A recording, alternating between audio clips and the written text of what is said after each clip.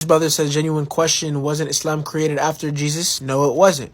We believe. In this video, we see a Muslim try to respond to the objection that Islam came about 600 years after Jesus by claiming that really all the OG prophets were Muslim because they submitted to God, and apparently that's all Islam means.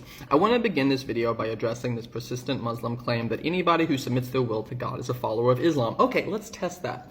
I submit my will to God every day. Every day I pray, God, not my will, but your will be done. I also believe that Jesus is God, that he died on the cross, that he rose from the dead, that God is a Trinity, that Muhammad was a pervy wannabe warlord, and that the Quran has no authoritative spiritual value. But I still submit my will to God. Am I a Muslim, guys? Am I a follower of Islam? I mean, I submit my will to Allah every day, and apparently that's all it takes.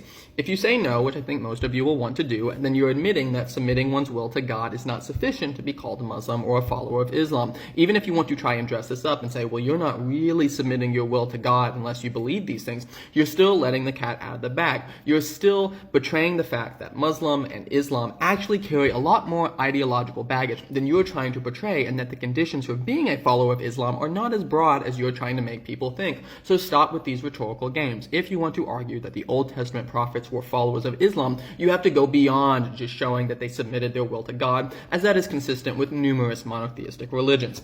This is important because the Muslim in this video claims that Islam is not new. It was the original religion sent by God, and really everybody in the past has been Muslim. The problem with this is there's not a shred of historical evidence for this claim. But don't get excited. The Muslim has a response for this. It's just that all of the documents were changed or destroyed, and it just happens to be the case that the first historical document we have to remind us of all this is the Quran. This is a horrible argument that can be used to defend any position. You make the claim that you aren't new and you guys are the real OGs, and then when presented by the complete refutation of that and the historical record, you just say everything was lost or destroyed or corrupted. Let me give you an example. Did you Muslims know that Muhammad actually believed that Jesus is God and that the Christian doctrine of the Trinity is true? Oh, what's that? You don't believe me because all the existing historical data contradicts that idea?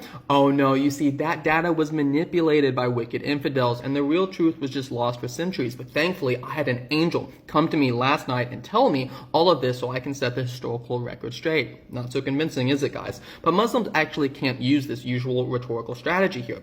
You see, the Quran says in Surah 355 that Allah told Jesus that he will raise his followers up above the disbelievers until the day of judgment. Surah 61:14, Allah said that he caused, past tense, the true followers of Christ to prevail against their enemies. But that means if we look at history from the time of Christ onwards, whatever group became dominant, whatever group prevailed, they must have been, according to the Quran, the true followers of Christ. And oh, looky there, the dominant prevailing group after Jesus was the group that affirmed his deity, his death, and his resurrection.